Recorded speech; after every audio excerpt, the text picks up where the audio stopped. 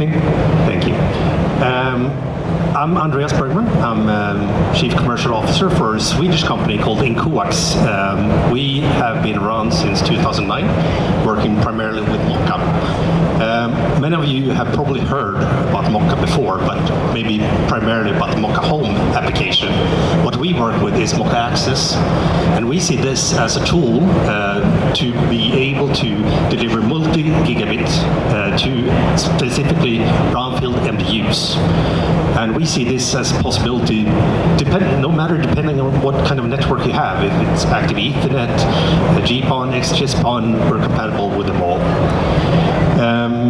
The finesse with Mokka is that it can actually coexist together with many other existing TV services, and I'll show you that a little bit further in this presentation. But the main advantage we have is we use coax, and we can deliver symmetrical multi-gigabit speeds over coax. We have many different applications, as I said. I know there's a lot of small details on this picture, but you can get the idea. These are just example deployments that you can do together with our type of equipment inside the MDU in the access network. We have, as I said, we can coexist thanks to the flexibility with Mokka Access, and we have many different bands that you can utilize. So no matter if you have a fiber network, whether you have cable TV, terrestrial TV, or satellite TV, it's possible to coexist together with Mokka and still deliver to at least 2 gigabit symmetrical speeds. We are currently working together with Nokia in close cooperation with them, and they actually have our products over in their booth, so if you want to have a look, go over there. We're right now working on the integration with Altiplano, so we see this as a very good partnership. Just last but not least, it is a cost-effective complement to both fiber, FAA, 5G, fixed wireless, and so on. And the main point here that I want to make is it's non-intrusive.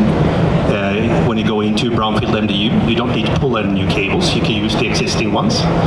And you don't need to disturb the tenants or the building owners for that matter. And you can do this with speed. You can deliver high-speed internet services in a couple of days, basically. Thank you. The whole idea of you have one network, but not one service on it, I guess. And that, from a in-building perspective, Andreas, I mean, it seems like that's another area that's somewhat untapped in many ways.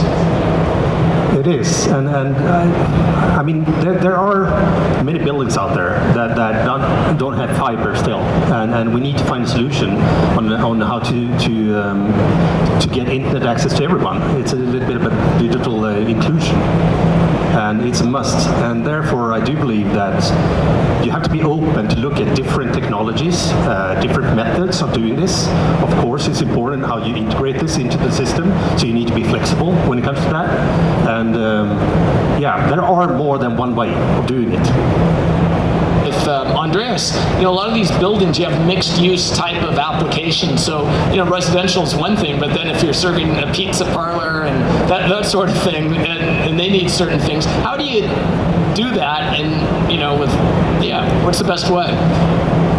Well, there are probably more than one way of doing it, definitely. We believe that many of these, they need a good internet, a good stable internet connection.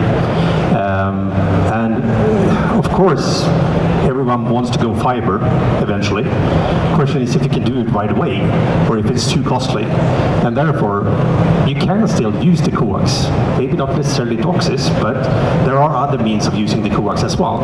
And I believe that, for example, the pizza place probably don't need, they probably want a good quality of service, definitely.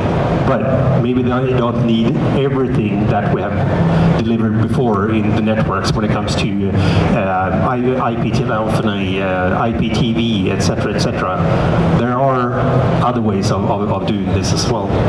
But the accounting office that's next door to it, they might have some requirements for security and so forth, right? Of course, and it's still possible to do that, even over coax.